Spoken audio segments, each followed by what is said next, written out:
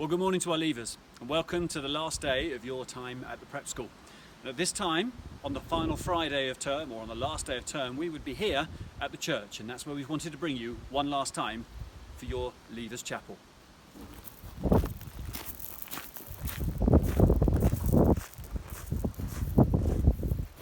Welcome to this year's 2020 Leavers service.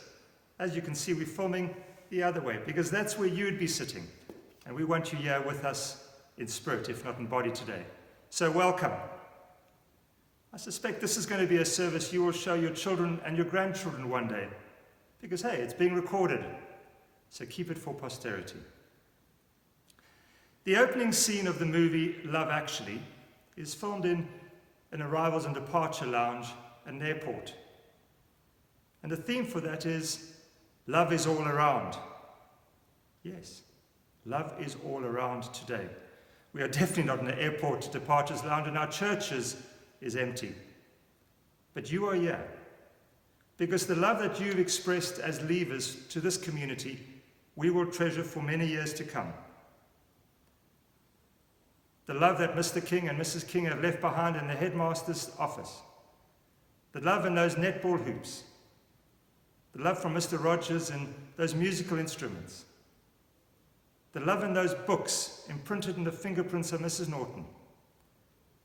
The love in Miss Thompson's chemistry lab. And all the other leavers, those year 8s, you've imprinted your love in the chairs you've sat in. To all of you, love is all around. And to you we say thank you, because even though you go, you leave behind that love. And so, God bless you. And enjoy the service.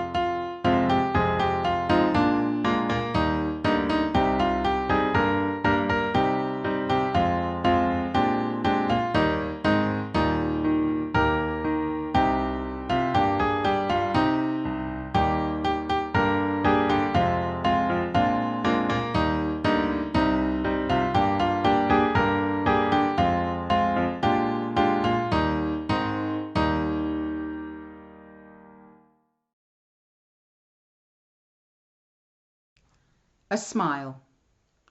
It costs nothing, but means so much. It enriches those who receive it without impoverishing those that give it. It happens in a flash, but sometimes the memory lasts forever. None are so rich that they can get on without it, and none so poor but are the right for its benefits.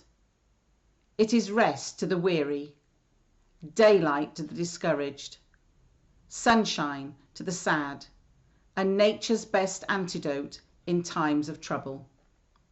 Yet it cannot be bought, borrowed, or stolen, for it is something that is no earthly use to anyone unless given away. And if in the rush of business a man is too tired to give you a smile, then leave one of yours, for no one needs a smile so much as those who have none to give.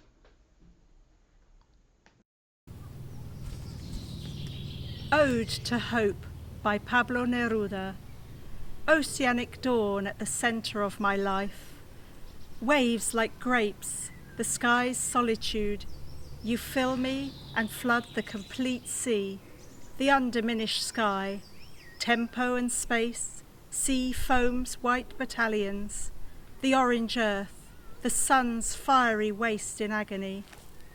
So many gifts and talents, birds soaring into their dreams, and the sea, suspended aroma, chorus of rich resonant salt.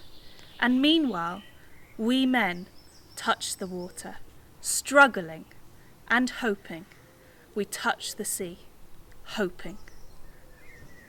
And the waves tell the firm coast, everything will be fulfilled.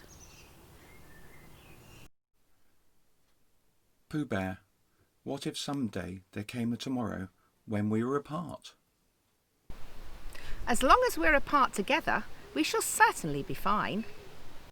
Yes, of course. But if we weren't together, if I were somewhere else? Oh, but you really couldn't be, as I would be quite lost without you. Who would I call on those days when I'm just not strong enough or brave enough? Well, actually... And who would I ask for advice when I didn't know which way to turn? Pooh, we simply wouldn't be. Oh, Pooh, even if there's a tomorrow when we're not together, there's something you must remember. And what might that be, Christopher Robin? You're braver than you believe, and stronger than you seem, and smarter than you think. Oh, that's easy. We're braver than a bee, and longer than a tree, and taller than a goose. Or was that a moose? No, silly old bear. You're braver than you believe, and stronger than you seem, and smarter than you look. But the most important thing is, even if we're apart, I'll always be with you.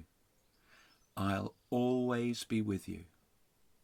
I'll always be with you.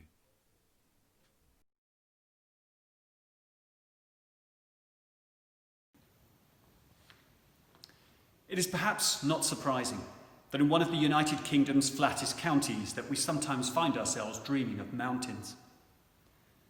In 1924, the British explorer George Mallory fell to his death, just a few metres from achieving his goal to be the first climber ever to conquer Everest. It would be almost 30 years before his achievements were bettered, and that peak, 29,000 feet above sea level, was safely scaled. When Mallory was asked why he wanted to climb Everest, he replied with startling simplicity, because it was there. Climbing can be dangerous. By definition, the slopes are steep and the climate inhospitable. There is no guarantee of success, and we often don't know exactly what the prize will be until we reach the top. In many ways, your time at the prep school will have felt like a climb, and especially during this difficult final term. There will have been days when you felt like giving up, when the challenge felt too steep, when it would be easier to drop out or to give in. There will have been days when you lost sight of the aim and the reasons why we ascend. The first thing to consider is that however great the view, it is the journey that has been your victory. Every step and every slip, every failure and every triumph has been part of your learning and has shaped you.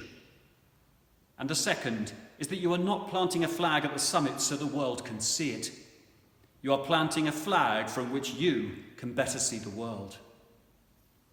Our experiences are so often shaped by a need to be recognised and to be seen, to be chosen, to win and to rise to the top.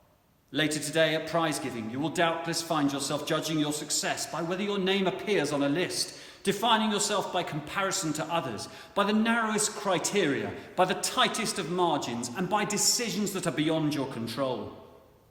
But remember that your school has only ever asked you to be the best that you can be, and it has recognised that the journey to the crest of any mountain is long. It matters less how quickly you get there, and more that you keep on putting one foot in front of the other and never give up. Today, you stand on your first mountain, and you should feel proud of what you have achieved, how you have grown, and what you have learned along the way, about yourself and what drives you. You climbed this peak like Mallory because it was there, sometimes because you had to, and other times because you enjoyed it and it brought you happiness. Your efforts and achievements, your progress and your victories deserve celebration. But today, when you hear the words of Dr. Seuss and you imagine yourself surveying the landscape before you, I want you to ask yourself, what will my second mountain be? Because when you look back on your life in years to come, you may well see it as a tale of two mountains. The first is about you, about your battles and your victories, your personal growth and your freedom to do what you want. It is about your independence, your wealth, your job, that first car, your house, and the recognition and the status that you have won along the way. The first mountain is important. It shapes and builds you. It opens doors and motivates and stretches you to understand your power, your talents, and the resourcefulness that you possess. It sets you up perfectly for your second mountain. And your second mountain needs to be different. Not just higher, but truly worthy of your struggle. It needs to be not just about self-interest, but about something greater. The peak you choose to climb next needs to bring you not just happiness, but joy. And the two are very different. We can help create happiness, and we can be pleased by it. But we are seized by joy, and it transforms us. It may be your family, the love that binds you, the life you lead together, and the morals that you share with the world. It may be about vocation, a job, a new challenge that truly makes a difference, or a mission that embraces positive and necessary change. It may be about faith or philosophy, about being part of something bigger than ourselves. But above all, your second mountain must look outwards. It must be about relationships and community. It will be about service and commitment and the lifting of others.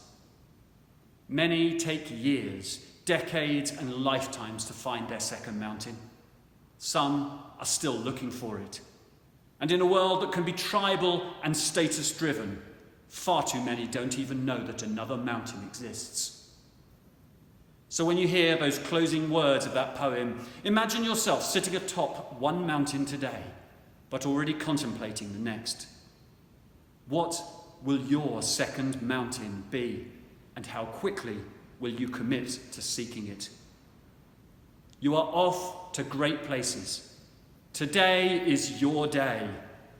Your mountain is waiting, so get on your way.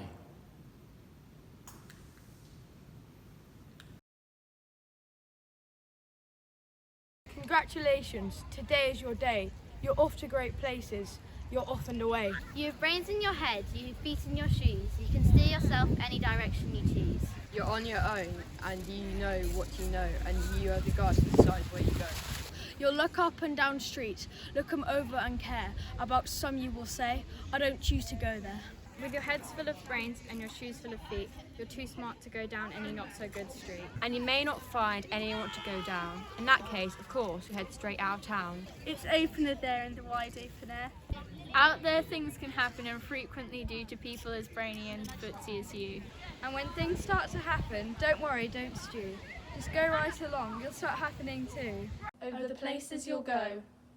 You'll be on your way up, you'll be seeing great sights. You'll join the high flyers who soar to high heights. You won't lag behind because you have the speed. You'll pass the whole gang and you'll soon take the lead. Wherever you fly, you'll be the best of the best. Wherever you go, you'll topple the rest. Except when you don't, because sometimes you won't. I'm sorry to say so, but sadly it's true that bang-ups and hang-ups can happen to you. You can get all hung up in a prickly perch, and your gang will fly on and you'll be left in a lurch. You'll come down from the lurch with an unpleasant bump, and the chances are then that you'll be in a slump. When you're in a slump, you're not in for much fun. Unslumping yourself is not easily done. No, a slump's not for you. Somehow you'll escape from the slumping and praying. You'll find the bright places where rocks and brands are playing. With banner flip-flapping, once more you'll ride high, ready for anything under the sky, ready because you're that kind of guy. Over the places you'll go. There is fun to be done, there are points to be scored, there are games to be won. Fame. You'll be as famous can be, with the whole world watching you on TV. When they don't, because sometimes they won't. I'm afraid that sometimes you'll play lonely games too.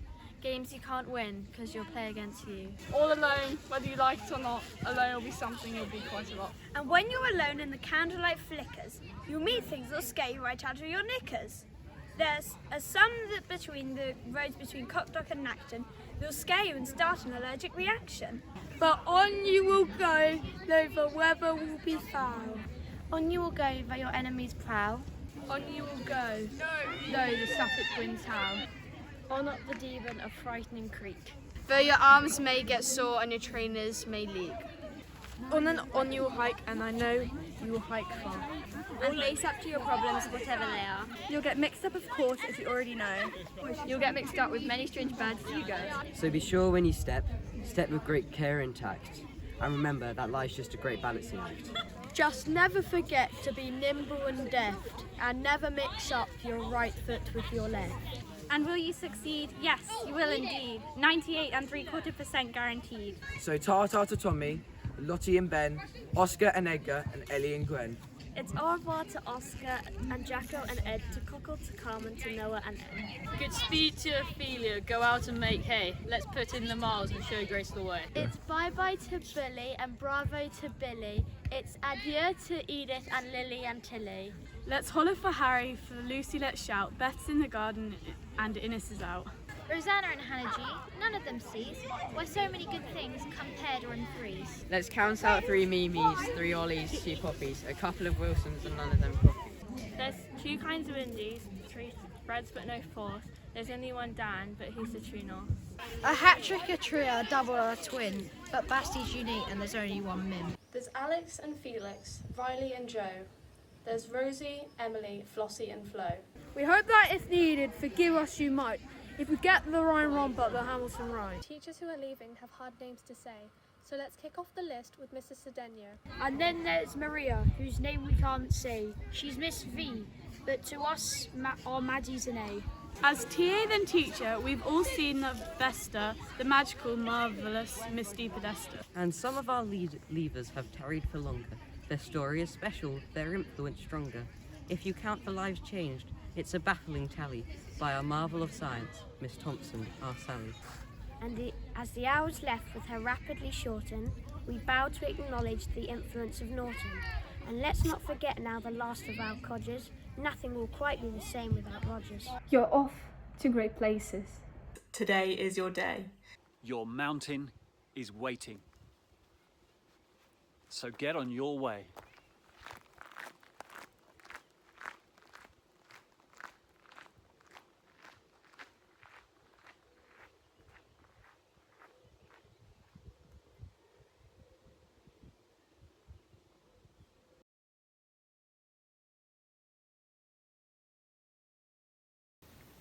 And as we bring our leavers service to a close, and you look to that next mountain in your life to climb, a blessing for all you leavers. May the road rise up to meet you. May the wind be always at your back. May the sun shine warm upon your face, and the rains fall soft upon the fields. And until we meet again, may God hold you in the palm of his hand. And for your leavers, a holy dab. In the name of the Father, and the Son, and the Holy Spirit. Bosh.